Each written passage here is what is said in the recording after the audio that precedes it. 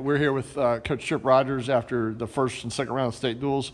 Trip, talk about a little about your team's performance tonight in the first and second match. I thought we came out a little flat in our first match and didn't look quite up to standard. We had a great practice yesterday, so I was expecting a little bit more. And then I jumped on them a little bit and kind of woke them up, and they came out firing on all cylinders against Ragsdale. Was there anybody in the East MAC or the Ragsdale match that kind of stepped up and came out big for you guys? Corey Tanksley, he's taken our 160 pounder. He's taken some lumps this year, but he's never quit and fought every day and never complained and showed up, and he's done everything I've asked of him, and it paid off tonight. I told him all year, you may not get it when you want it, but you'll get it when it matters, and he came up with 2 big wins tonight, and I'm really proud of him. Here at Hough, it seems like your teams you never have to really rebuild. You just reload. How do you think you've been able to do that?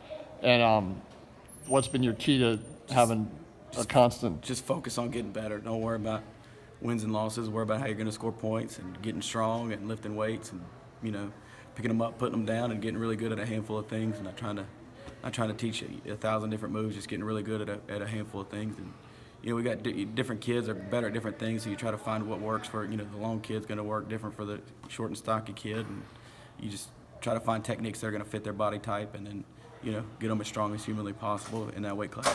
Where do you feel like your team is where you want them mentally going into the stretch of the season? We could always be a little better, and that's kind of, it's a gift and a curse to think that way, but, it's always looking at what's the next step. But they're turning the corner, and we had a few weeks off there at the end of the season, just kind of how the schedule fell, and so we got healthy, and luckily we got hit with the flu bug in a week we were off, so we dodged that bullet a little bit, and but they're kind of coming back together, and we had a good night tonight. Other than your All-American trainer, who are the kind of the leaders on this team? Anthony Fabian at 170, and really it depends on the day. Like different kids step up different days, and it's kind of fun to watch. I got 2 more questions for you.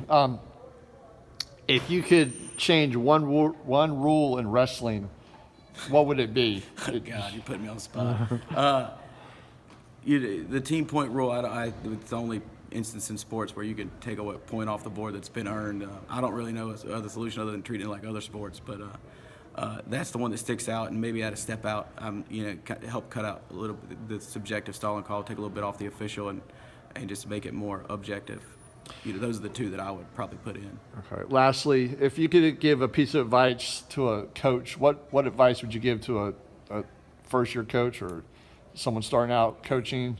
I have a guy I listen to a lot. He says have a white belt mentality, so always just look to learn, always look to get better. As a coach, not just try to make your athletes better, but always read, open a book, whether it be weight training or working out or technique, watching videos on Flow or Rockfin or whatever platform you want to use, but always look to get better as a coach and improve every day as a coach. And in turn, your athletes will get better. Okay. All right. Anything else for us, Coach? I just appreciate you coming out. Okay. Good luck on Thursday. Thank you.